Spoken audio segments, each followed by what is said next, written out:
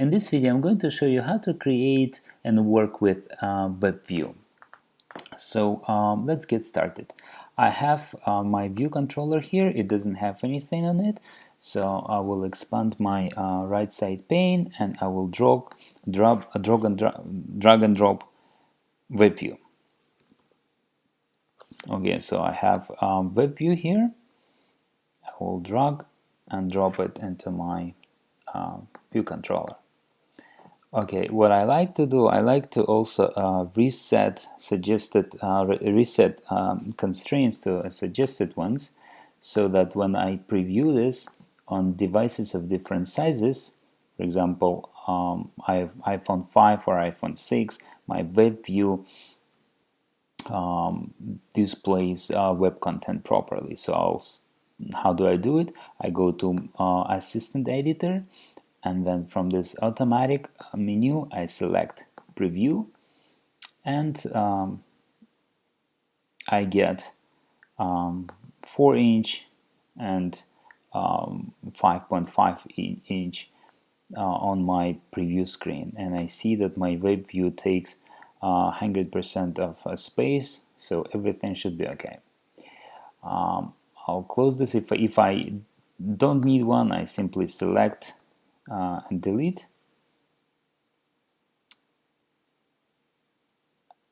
And if I need to add another device, I tap on this plus button and then I select a device of the needed device to preview. So I select iPhone 4-inch and I get it here.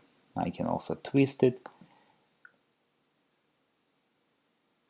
rotate from portrait to landscape and preview it and see if everything is okay. I'll get rid of 5.5 and rotate this back. Anyways, off topic. So let me close this and I have my web view, and I will open my Assistant Editor to go to View Controller and start building code. Just like in my previous video, I have already created code that I want to talk about. So, but before I use this code, I need to create an outlet for my web view. So I will click my web view, I hold Control, drag and drop, and I'll create an outlet and I'll call it my web view. Okay, my web view is created and I can now start using it. So the very first example I'm going to show you is how to load a web page into this web view. So to load a web page, we need to create an URL object, and it takes in an HTTP address. So I put in my blog, Swift Developer blog, and then I will use this NSURL together with NSURL request. So I create an NSURL request, and I pass in my URL, the URL I have just created. And then my web view has a method, a function I can call. It's called load request, and I pass in my URL request. So this is the basic code needed to load a web page into my web view, which we have just created. So let me run this example and show you how it works.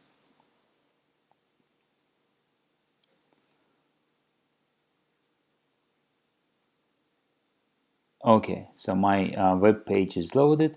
My blog is responsive WordPress blog. If I preview it on mobile device, it is adjusts to its size. So this one is working well. But what I like to add here is actually an activity indicator, so that if the loading of this web page takes a little longer time, user can see that something is going on and something is loading. I don't have activity indicator here, so I'm going to add it. But before I do it, I need to implement a couple of functions from UIWebViewDelegate. So I will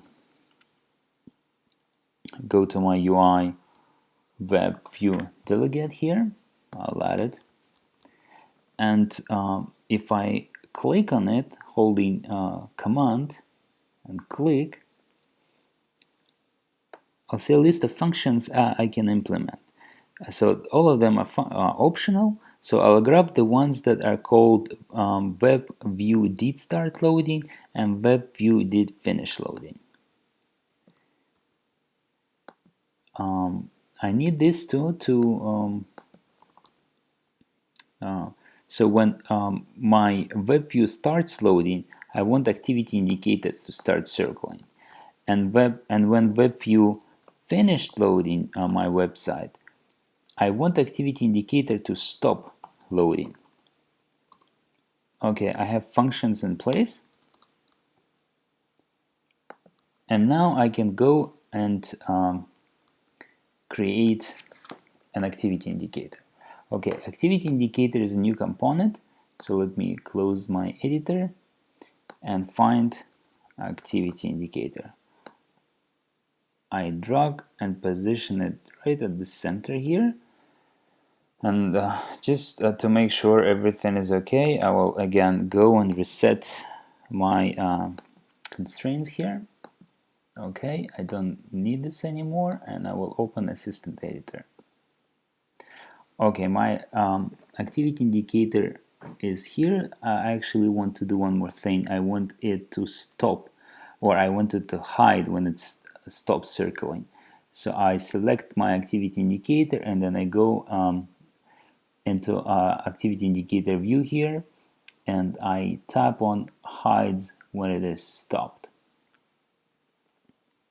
Okay, so I don't need my panel.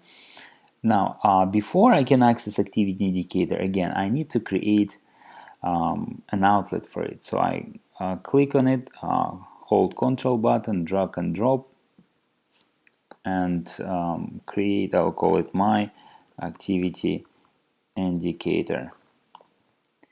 That's it.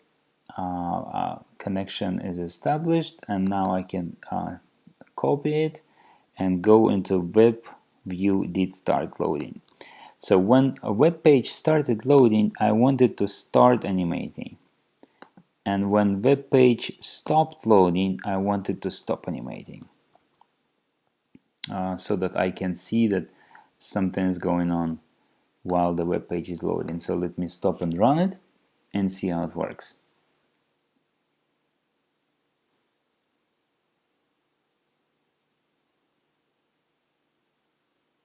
Okay, nothing happened. I didn't see it loading, and this is why we didn't do one more thing. Because this is delegate, I need to, because my web view, because these two functions are part of this web view delegate, I need to actually tell my web view about this delegate.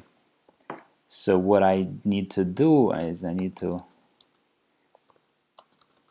take my web view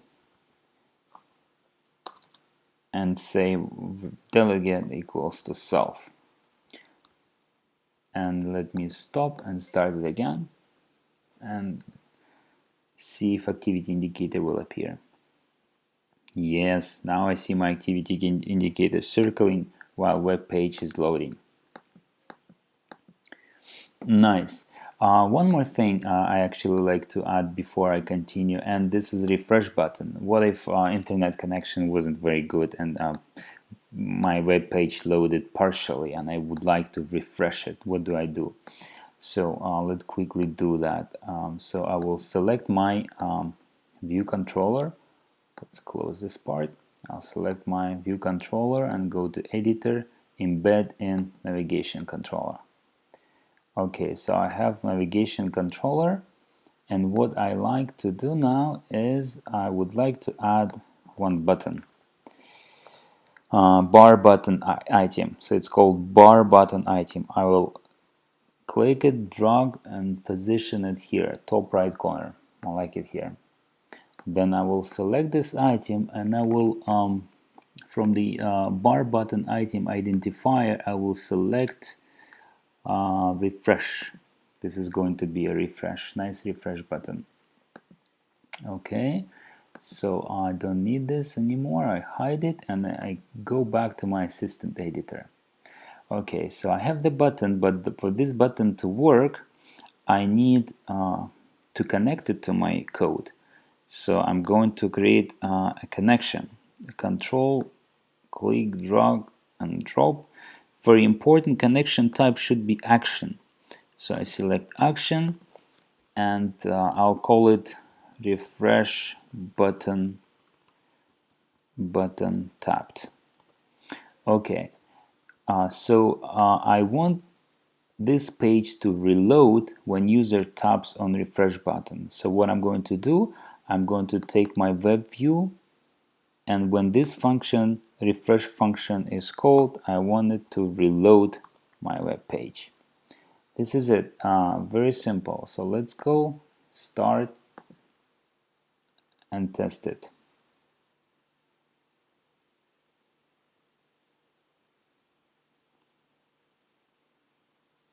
Loading. Yes, loading. I see my button, web page is loaded, activity indicator disappeared. So I tap on refresh button, I see my activity indicator is circle, and it means something is going on. Web page is reloading. Yes, it's working. So this is it. The button is working, so let's continue. Okay, I showed you how to load a URL, a website from a remote URL into our web view. So let me comment this out and show you how to load HTML string into our web view. Sometimes it's needed. Sometimes you can create a web view and load it as a sub view, and you actually want to put some HTML text into it. HTML text is a plain text. HTML is actually, it stands for hypertext markup language, and you have text, and hypertext is what you do with this text. You make it bold, or you make it underline, or you make it italic, and so on. It is how you format it. So I have my HTML string defined, and I give it some random HTML. I don't actually need to put HTML and then header and then body and then title, all these things that are needed for web browsers to render it properly. I can put very simple HTML, and this HTML is my break line. I start with a new line, and I have B, which stands for bold. I have bold string. Now then, what do I do? I take this HTML string and I put it into load HTML string function, which is a function of my web view, and it should work now. So I'll start, stop, and see how it's working. Yes, bold string is here. So I will, if I put something more like style color red, and stop and run,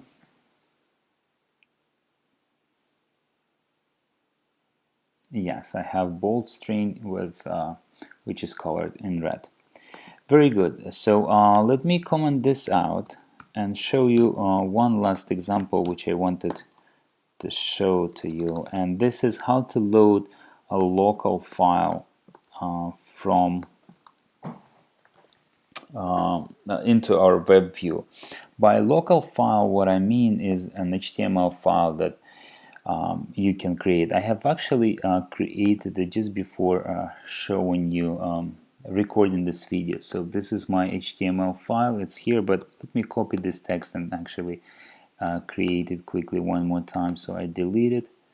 I'll move to trash. And how do I create a file? I click on my folder here in the project, and then I go to File, New File, and then from iOS Other, I select Empty, go to Next, and here I will type my HTML file, and this is HTML file, so I'll use HTML extension, and I create it. Okay, so my HTML file is created, and here I can type any HTML code I like.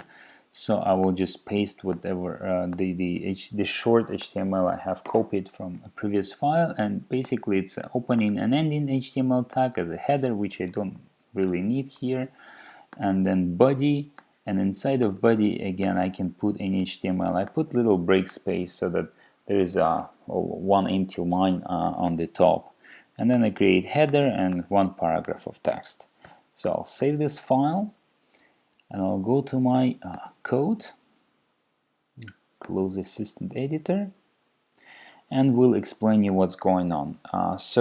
For us to access files in our project, we need to refer to an object called NSBundle and then get main bundle, which I assign to my constant, which is called my project bundle. And then using my project bundle here, and then I call path for resource.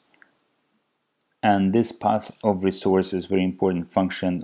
It accepts the name of the file, but you don't type extension here. You provide extension here. So it's a path for resource of file with this name, with this extension, and exclamation mark at the end. So don't type period here, period or HTML. Don't do that. And then now when I have file path, I create an SURL, but this time with a path which is not a remote URL, but is actually a local file path.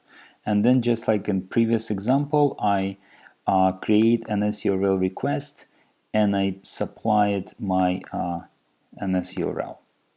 And then I call load request function of my web view and give it a URL request. Again, very short code. You can pause the video, you can type it from the screen, or just like in the previous examples, I will publish entire view controller on my blog. So you can go and copy it from there, and the link to this blog post I will put into the description of this video. So let's go ahead and run and see how it's working. Starting up. Here we go, header of the page, paragraph of the text. So let me stop it and modify it a little bit. So the header of my page, paragraph of short text. I'll do these little changes and then stop and run it again. Here we go, header of my page, paragraph of short text. Refresh, but it takes no time to refresh this local page, so we almost do not see activity indicator, though it appears for a second. Okay, so this is it for this very simple example. Again, there are like 3 ways to load data into your web view. One is to use URL to a remote website. Then you can load HTML string into your web view, or you can actually load HTML which is in your HTML file. You can load a local HTML file. And if you like users to see activity, that there is something going on, you will need to use UIWebViewDelegate, and don't forget to set delegate to self on your web view object. And then there are 2 nice functions that help you to start activity indicator animating automatically when web page starts loading. And there is a function that stops activity indicator from circling when web page did finish loading. This is it. Thank you very much, and if you have questions, please feel free to leave me a comment under this video.